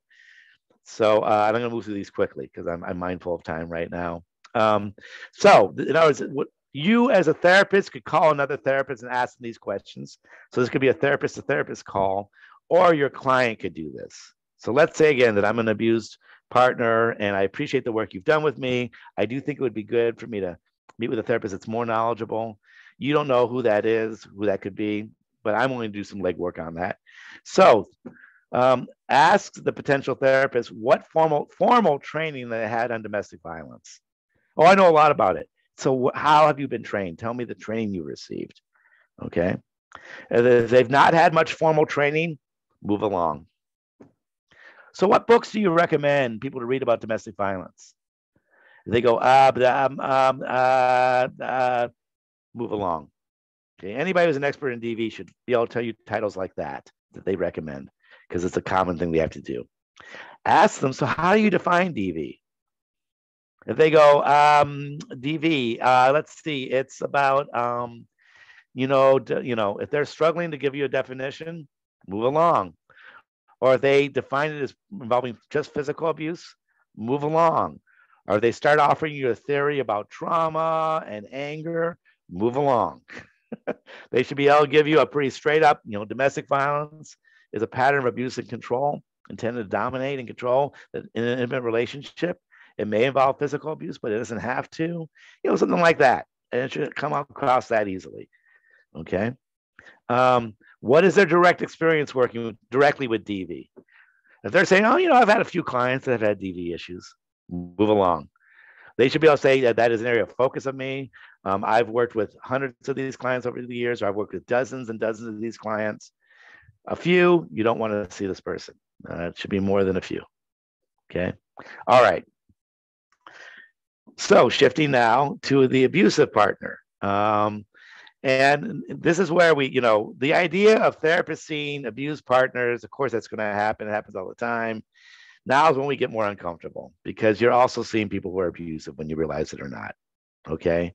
So common misconceptions about abusive partners. They're this way to everybody. No, most abusive partners are only abusive in the home, only to their romantic partner, and sometimes to their children as well. But even with the kids, it's only sometimes directly abusive to them. That these folks are assholes, they're monsters. They're just like, I hate them. No, a few are really, really obnoxious people, but most abusive partners have lots of positive qualities, lots of desirable qualities. Okay. So just because somebody is likable or nice or pleasant or whatever else you see about them that you see as positive, that doesn't mean that they may not also be abusive as well. Okay. So this is primarily an anger issue. Okay. And anger is a euphemism for abusive behavior. It is not a driver of abuse. It is a symptom of abuse. It's really a symptom of a mindset. And I can't go into it more than that right now. But it's not about anger. One of the ways I'm always trying to train my staff and my students at my agency is when you're talking to a client, you're welcome to euphemistically use the word anger. It's a fine euphemism for abuse if there are times when you need to do that. But it is not appropriate professional language. We are not here dealing with people with anger issues. We're here dealing with people with abuse and control issues. And anger is a symptom of that. It's not a driver or a cause. Another is that people who are abusive come from working class or certain things. They're mainly military people or whatever. They're much, much more diverse than that. I remember somebody saying, well, how can somebody who's a Buddhist be an abusive partner? we've had abusive partners who are Buddhists, okay, for example. So it's very important that you shake yourself of this kind of idea that they only come from certain social classes or certain occupations. This is about them losing control. They lose their temper. They're out of control. And there can be some dysregulation. So it is true that there's a subset of abusive behavior that's related to dysregulation, as we talk about that, clinically. But a lot of abuse is done when the person's quite regulated. In fact, a very common thing is my partner upsets me at point A, but we're in public. And so I wait until we get to point B when we're in private that I let them have it. Okay. I'm not losing control. I am taking control. Okay. And so it's important to understand that.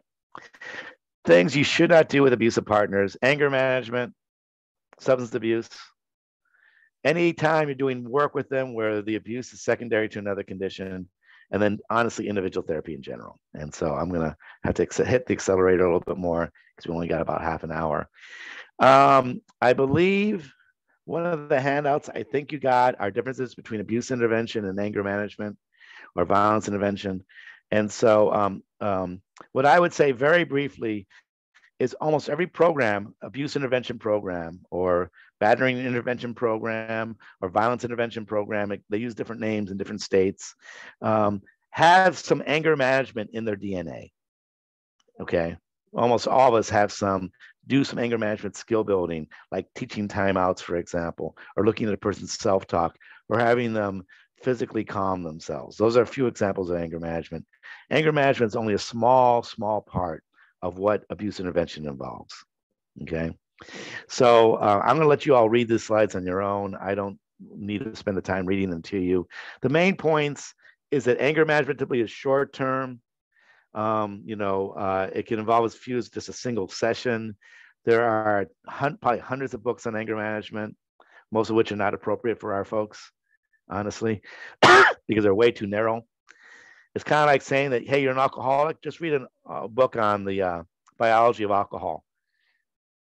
Yeah, one small part of addiction services is helping them educate them on how alcohol affects the body. That's not the key to stopping drinking. Okay. So huge differences between short-term anger management and abuse intervention, and anger management's not appropriate. Now, with our voluntary clients, because we don't want to scare them off, we will talk about if they say, hey, I'm calling because I have problems with my temper. Can you help me? Yeah, we'll help you with your temper. You betcha.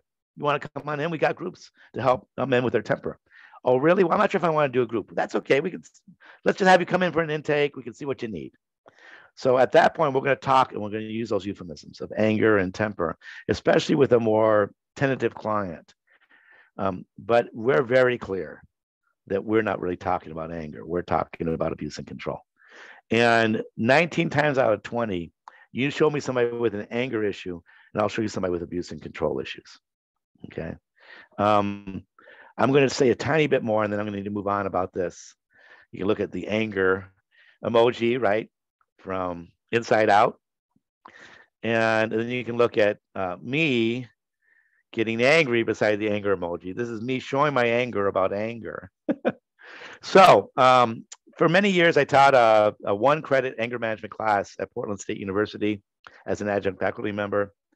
And was to teach students how to teach anger management. And these students were very diverse. They were both undergraduate and graduate students. Some of them were going to be mental health professionals. Some of them were going to become teachers. Some of them were just general studies students. But what I would do at the beginning of each class, every year when I taught this class, I would ask them to brainstorm, who do you all think need anger management? And I'd write down their list of names. Kids getting into fights at schools, road rage people, somebody who's yelling at their coworkers, somebody who's got road rage, right? And I'd make a whole list. I would just write down everything they said. And then I'd go back and circle every example they gave me that involved some kind of abusive behavior. And I would circle virtually every single example. They give me 24 examples. I'd circle like 23 of them as having abuse. Can you tell somebody has an anger management issue? Usually because they're behaving abusively. Okay. So enough about anger management. Substance abuse. We know that there's a significant concordance between domestic violence and substance abuse. And one does not cause the other. They're co-occurring. And substance abuse issues, intoxication can escalate abusive behavior. In some cases, it can de-escalate abusive behaviors. Cannabis is the most obvious example. They've done research, found that people who are using pot regularly may actually be less abusive. When the abuse escalates is when they are not stoned, okay? But it doesn't substance abuse does not cause domestic violence. Substance abuse does not cause this issue. It can aggravate it, but it doesn't cause it, okay? And then that's one example of the more general mistake of framing the abuse as secondary to another condition. Again, it's very important that you understand that abusive behavior, a pattern of abuse, is driven by a pro-abuse belief system. That's the driver of it. That pro-abuse belief system is its own distinct issue. Just like substance abuse is its own distinct issue, much of the time, so is domestic violence. So it needs to be seen that way. All right. I think that as a step towards intervening with abusive partners, seeing them individually is okay. Many of them are very tentative about group, but I will tell you that individual is not particularly effective, okay? I am obviously, hopefully, you can see that I'm an expert in domestic violence and I'm working with abusive partners. So I have worked with dozens and dozens of these folks individually over the years. So I've had a lot of experience. And if anybody is going to be able to make a dent with an abusive partner with individual therapy, it would be me. And it is no comparison. Group intervention is so much more effective than individual therapy is. And I just can't emphasize that enough. Now, again, if they're afraid of the group, I'll start by meeting with them individually. And that can be a precursor. But ultimately, for most abusive partners, if there's going to be change, it's going to be in a specialized abuse intervention group. Okay. And these are reasons why. Again, I'm mindful of time, so I think I'm going to let you all read this slide. These are some of the most important reasons why group is. The chance to learn by just listening is huge. The fact that every time I confront one person in the group, everybody in the group is getting confronted. Only just one person's the target in that moment. Group is much more immersive. It's much more like being in the crock pot. It lowers shame. You get support around how to behave more appropriately. There's also the fact that for many people, they can hear a confrontation more coming from a peer than they can from a therapist. And so hearing from other group members, or the fact that 3 different group members share the same concern in challenging me, that's going to carry more weight than my individual therapist alone telling me that. So, so that's a little bit about group therapy. Briefly, why that's a preferred modality. So in general, what should you do if your partner is if you have a client who's an abusive partner, a client who has patterns of abusive behavior? Some general suggestions. One is, as I've already mentioned, to be willing to use those euphemisms if that's what they need to hear, even though they're not fully accurate. You know, you got to meet a client where they're at. Don't shame them or judge them. Typically, a lot of abusive partners do have some shame or a lot of shame about their abusive behavior. So you have to be mindful of that. Oftentimes, one common tell you're dealing with an abusive partner is they're very outwardly focused, as we talked about in the first seminar. So part of that is encouraging them to talk more about themselves, more about their own behavior, less about the way their kids are acting, the way their partner's acting, more about themselves, because they tend to be very outwardly focused. Spend some time when appropriate to better educate them about what it means to be abusive and controlling. Many abusive partners say, you know, that, well, I've never been abusive. I've never punched my wife. So they have a very narrow, extreme definition of domestic violence. And based on that, they haven't done it. So part of that is broadening their understanding of what all constitutes abuse and control. The seductiveness of abuse and control is it often has short-term benefit and long-term consequence. Okay. So if I tell my wife to shut the fuck up, bloop, her mouth shuts and I get my peace and quiet. Yay, it worked. Of course, now she feels hurt and distant from me and doesn't want to interact with me for the rest of the night. So on the short run, by being verbally abusive, I got the quiet that I was looking for. I pay for it a little bit later by having distance from my partner that I didn't want. Okay. So part of this is pointing out not only how their abusive behavior hurts other people, but how it also hurts them as well, especially down the road. True with controlling behavior as well. Helping them look at ways they can advocate and do what they need to do without becoming abusive, alternatives to being abusive. Many abusive partners, as I mentioned in the first seminar, see their partner as being against them. And most of the time, if they're male identified, that's wrong. So part of that is helping kind of examine that and their fear about that and things of that nature. Yeah, go ahead, Jane.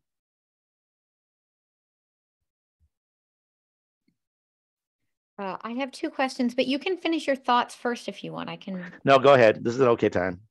Okay. So Rafi asked the question, you already talked about this a little bit, but the question of how do you warm men up to be, kind of open and available. Oh, I'm getting frozen. Can you hear me? I can hear you still. We can hear you still, Jane. Okay. So my computer's freezing up. I'm so sorry. Okay, well, we can hear your question. So that's a great question. Yeah. So let me answer that, and then then you can ask the other one. This is the art. This is the art. This is good. I'm going to talk about this some more in the couple slides as well. It's gradually getting them warmed up. It's kind of gradually talking about this. It's a little bit of the touch and go kind of process. This is not like a one session and you're done. I mean, part of this is just how do you work with any kind of client resistance, right? Rolling with resistance, right? Motivational interviewing. So this is all about the art. Is how do I get and work with a client over time to get them to look at the things they don't want to look at, to address the things they don't want to look at, whether it's an addiction issue, whether it's trauma they don't want to deal with, whether it's abusive behavior that they've done or are doing. So that's part of the art. And we could talk on for hours about that. But that's the short answer. Yeah, and there was another question, Jane. He agrees. He says it's really hard to sell. It's really hard to sell to get a guy to agree. He needs to attend a group for abusers. Yeah, so you talk about men's relate. Now, I think one thing that's going to change. Let me just respond to that. Another way we describe our men's groups are relationship groups, and that's true. We talk a lot about our relationships in our groups. So part of that is that. Part of it is waiting for when things go really bad. So part of the timing of this is when things go really sideways. Hey, how's it going, John? Well, it was a bad week. I actually had to spend a few nights in a hotel room. I really lost my temper last week, and my wife Karen wasn't happy about that. That's another opportunity to bring up the possibility of getting into a men's group. I'll mention this in just a couple minutes, but get them to read Becoming Allies. I mean, that's honestly part of the reason why I wrote this book is for people who are abusive. Thank you for showing it, Jane. People who are abusive, who are not yet willing to look at that or get in a group. Throughout the book, I mentioned the importance of getting into a group. So get them to read the book and see if that'll open them up. So yeah, those are a few other ideas. Other question from Michelle. What are your thoughts on quality of virtual groups versus in person? Yeah, quick answer to that. We were afraid pre-COVID there'd be a big drop in, I'm thinking about the field. The field had real concerns there'd be a big drop. To our pleasant surprise, there was only a small drop in quality. Now I want to make it clear, these are synchronous groups. That's a fancy way of saying they're done live. Okay, so live groups, synchronous groups like this training right now. So those of you who are present right now, it's a live training and there's a little bit of interaction. In our groups, there'd be a lot more. People who watch this on YouTube, that's asynchronous. So live groups actually work online, work pretty well. They're still not as good as in-person groups, but they work pretty well. So, all right, okay. And as I already mentioned earlier, another way you can appeal to some abusive partners is as parents. That will be the tipping point for them as well, realizing they've got to change because their kids are suffering and they see that now. You can also get them to talk about their own experiences if they were abused as children, what that was like for them. That gets complicated because one thing that will happen is that let's say, I saw my mom beat my mom. I saw my dad beat my mom, and I vowed I would never hit a woman. I never had since then. And here I am, and I've never hit my wife, but I'm quite verbally abusive. So we'll see this. We'll see that abusive partners who are survivors of domestic violence as children will do less severe abusive behavior in their own relationship than they did when they were growing up, but it can be still quite abusive. And then, of course, some, ironically, do it just as bad. They continue the legacy, the dark legacy. Okay. Warn about future consequences. Again, short-term benefit, long-term consequence. Highlight the benefits of becoming non-abusive. You can also appeal to them kind of from a value perspective. You can do what's right or you can do what's easy. John, you've been doing a lot of what's been easy. Maybe, are you ready to start looking at what's right? Yeah. Plant seeds. Again, do what you can to forecast this, predict this. I continue to be concerned about the ways you're losing your temper with your partner. I think it's going to keep hurting your relationship. I know you disagree with me about that. You think that now that you're leaving this relationship, it won't be a problem anymore because you're leaving the problem behind. I'll tell you that I'm skeptical of that. So what I want to encourage you is that in your next relationship, if you start having abusive behavior, remember this: you need to get into a men's group for men with abusive behavior. Okay? Is it going to happen, Doc? It's not going to happen. I hope it doesn't happen. I hope you have a great next relationship.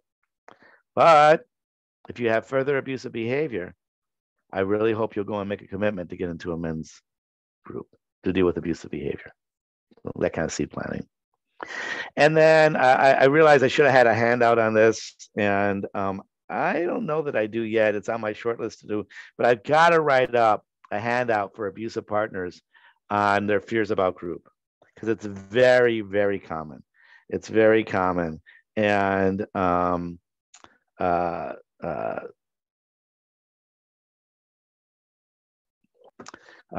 and most of them are based on stereotypes and misperceptions and incorrect assumptions. So this is an important part of doing that.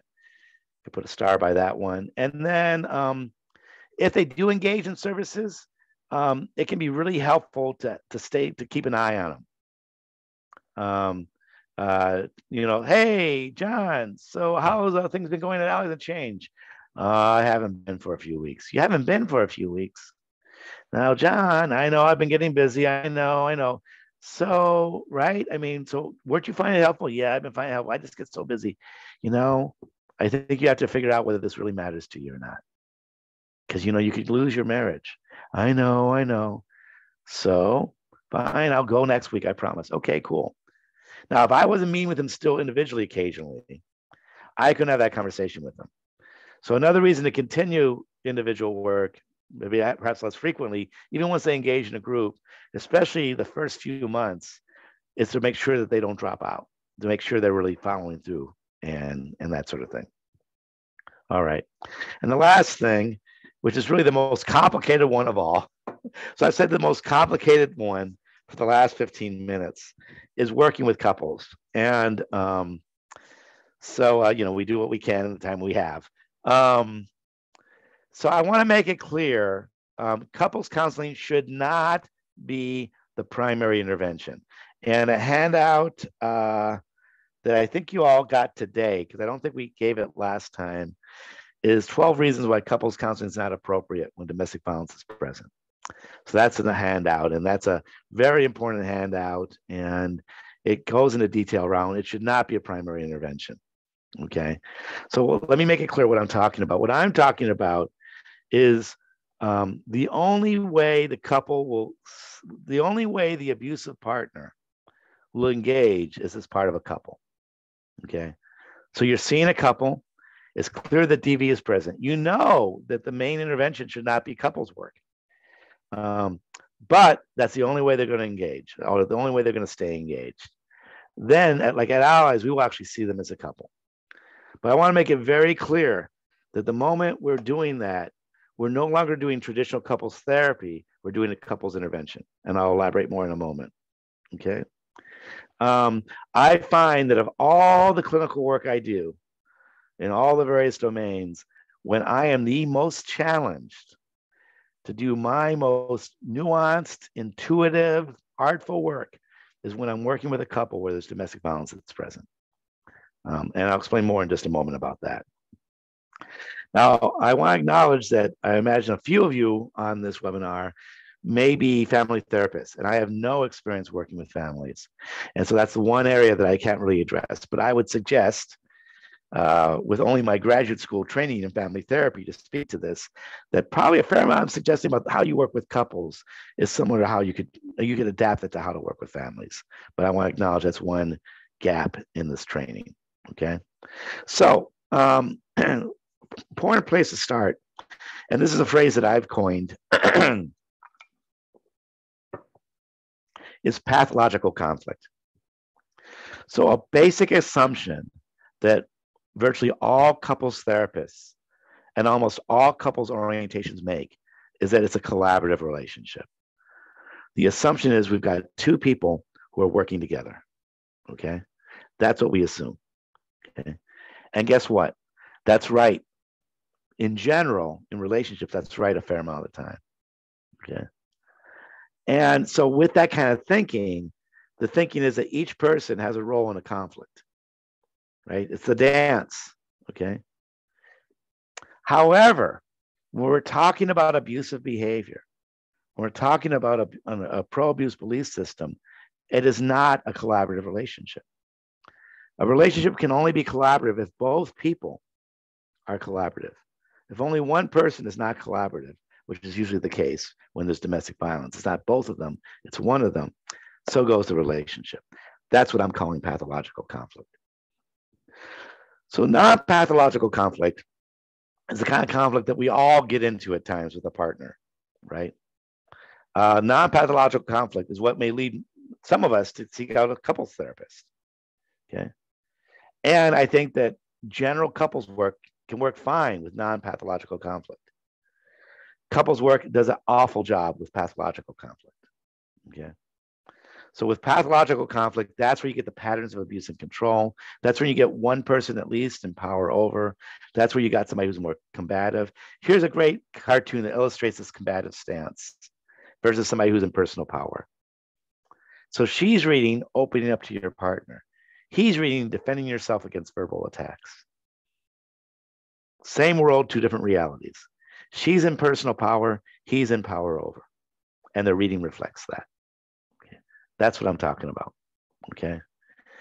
So again, in pathological conflict, one of the people is heavily outwardly focused. They take very little responsibility for their abusive and controlling behavior. The other person is very much on eggshells, afraid, intimidated by what they're experiencing, and that sort of thing. All right, I've already made those points. So if I'm doing couples work, and of course this happens more at Allies because we specialize in this, so we get more of these referrals, but I would do this no matter where I was, is I'm seeing a couple and I realize there's domestic violence. The screening that I talked about last time comes up positive.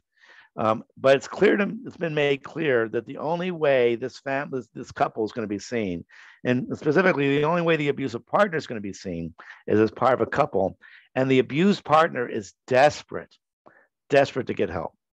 Please see us as a couple. I understand that it would be good if he's in a group. He'll never do group, but any help you can give us, any help, fine. I will see you as a couple. On the surface, it may appear to them that I'm still doing couples therapy, but in truth, I'm not. I'm doing a couples intervention. Now, this couples intervention may last multiple sessions. I may do this for months, but I'm no longer doing true couples therapy. I'm doing an intervention. And the intent, ultimately, is, if possible, to get the abusive partner to get the services they need, which is not couples work.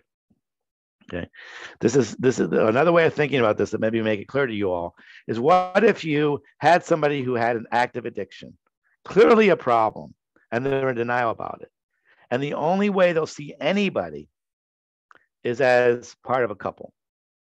Okay. Now, again, it's clear that, if John's an alcoholic, Jane's behavior isn't causing John to be an alcoholic. And couples therapy is probably not going to help John's alcoholism much. But if it's the only way that he can come in, I take the shot that I have. And so I will use the couples work as much as I can to try to see if I can get John to move from pre-contemplation to contemplation around his alcohol abuse, to help John move from contemplation to planning around his alcohol abuse. And then at that point, yay, we can actually give him what he really needs, which, by the way, the couple will benefit from. If John gets sober, then the couple may thrive. And if they don't, now couples work is going to be a whole lot more helpful. Same idea when we've got somebody who's abusive. Okay. And like I said, an intermediate step would be to get them to do individual work, at least with somebody knowledgeable about DV, rather than if they're not willing to do group.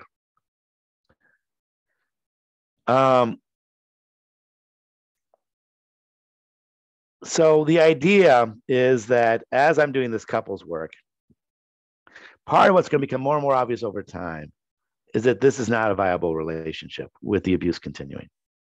Yeah. It's going to become increasingly evident that a significant contributor to the problematic behaviors are the one person's abusive behavior. Okay. So that gradually, part of what's also happening, and again, this has to be nuanced because I can't strongly side with the abused partner. But the feedback I've gotten over the years from doing this is that because I'm tagging the abuse, because I keep turning back to the abused partner is feeling more and more validated. They're feeling more and more like I'm getting it, even though things aren't changing much. What is changing is, wow, so this really is abuse. I mean, now Dr. Huffine is saying this is abuse. That means a lot to me.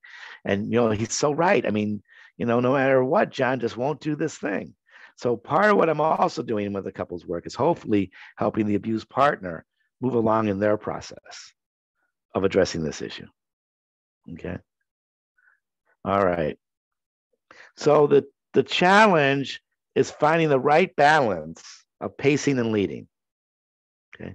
If I get too confrontational too quickly, I'm going to alienate the couple and probably get fired. I'm also going to trigger resistance. Yeah. There could also, and the thing I'm most concerned about is there could be retaliation privately against the abused partner.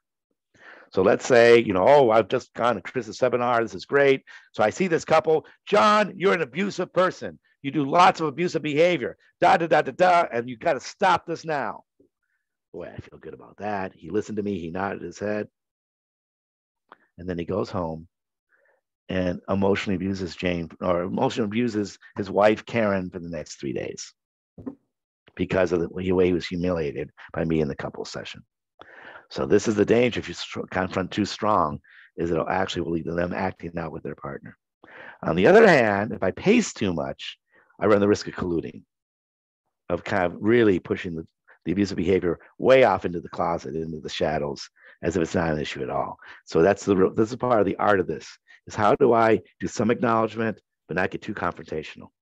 That's the trick, okay? So and again, the person I really need to join with more strongly is the one who's abusive, okay? Because the only person who can stop the abusive behavior in this relationship is the abusive partner. So they're who I need to join with, okay? So partly what I will do, and some couples therapists could have their head spinning when I'm about to say what I'm going to say, but this is not a traditional situation, is when I'm dealing with a couple with domestic violence, I will tell the abused partner privately, Karen, I need to let you know that I'm going to be connecting more strongly with John. Okay. Because John's the real key to this, right? You are in no way responsible for his abusive behavior. Only he can stop it. So if this is going to stop, it's because I am able to get through to John. So I'm going to be joining more strongly with him, right? Do you follow? And typically, having had these conversations, most of the time, the abused partner completely gets what I'm talking about. But it's really good they know that. So when they see me doing that, now I want to make it clear, I'm not going to join with John around his abusive behavior. I'm saying, oh, John, no wonder you yelled at Karen. She's just so ridiculous. I'm of course not going to say anything like that. but I'm going to do what I can to connect more with John because he's the real key to the abuse stopping. Okay. Okay, so the general kind of modus operandi here is I use whatever kind of orientation you typically use. I'm trained in Gottman's work, so I use Gottman stuff a lot. Inevitably, mark my words, inevitably, whatever you use, whether it's EFT or imago therapy or Gottman's work or whatever else, CBT couples, whatever you're doing, it's going to fail because one of the two people is not collaborative. They may at first look like they're going to do it, but it really doesn't work. Okay. I experienced this over and over again. So as it fails, point that out. As there's further abusive behavior, point that out. As they're being controlling, point that out. Just kind of in a casual way. Observe these things. Okay. You're tagging this stuff. So hopefully, and so what we're basically happening over time is you're gradually, let's see, how can I show you? You're gradually increasing your level of confrontation. So I will not see an abusive couple forever. But I will see them for a period of time. And part of what's going to happen eventually, because I'm going to gradually increase my strength of my confrontation, is eventually they're either going to fire me or the abusive partner is finally going to engage in the appropriate services. Now that timeline could be 2 sessions, it could be 5 sessions, it could be a dozen sessions. This is partly I can't say the exact length of time. Okay. All right. So when counseling is appropriate, you can read those slides. Here are some recommended readings for you all as professionals. So the first one by Jordan et al., even though it came out, a good long time ago, that's a really strong book that I've seen that's written for mental health professionals on domestic violence work. So I really recommend the Jordan book for you all to do further reading. The rest of these books are all books for the general public, although again, you all as clinicians can also benefit from them. And so, and then we said the next one will be safety planning. So we've got 2 minutes. I'm a little bit surprised we even have 2 minutes. Any final questions or comments that folks want to ask before we kind of wrap this thing up?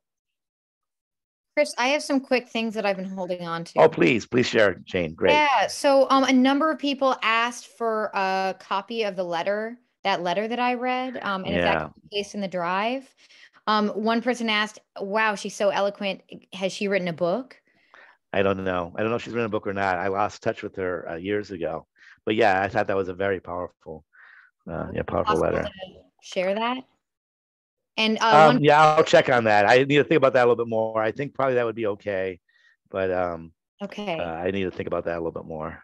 All right. And one is asking to see the book list again. Maybe if something like that could be put into the drive. Yeah, but again, it's on the slides. So the slides are in the drive. Oh, great. Oh, yeah, of course. All right. And if there are any future trainings happening, some folks have asked about that. What, kind of help direction to next steps. There was a question about stats on the proportion of spousal versus child abuse and crossover, if there's any information there. Okay, let me comment on that very briefly. You know what we do in this child abuse? We either remove the parent or we give them parenting classes. Okay. So I think what we need to understand is that a fair amount of, not all child abuse, but there's a chunk of child abuse that's driven by the same belief system that I've been talking about. And I think they need a similar kind of level of intervention. They need not just parenting class, they need abuse intervention in the same way. We see this, by the way, a fair number of our women who are mothers who are abusive and controlling are also abusive with their children as well. So. One person asked for material for Latinx and or Spanish speaking folks. Yeah, I can. I would say email me on that, and I can respond and hook you up with some folks locally who work offer Spanish speaking services. Okay, I can give you that person's email address, and that's all for me. Okay. I'm not seeing any other questions in here. All right. Well, thank you all for attending. Rowan, I don't know if you need to do any closing with folks, but thank you all so much for attending. Now, again, these will be online, so please put out the word to your colleagues to be able to check things out and do these webinars on their own as well. Oh, and somebody actually did come up with a Spanish speaking one, Invisible Chains or Cadenas Invisibles. I don't speak Spanish, so I don't know if I pronounced that right, but by Lisa Fontes. So take care, everybody. Thank you for attending. Perhaps we'll see you in a couple of weeks around safety planning.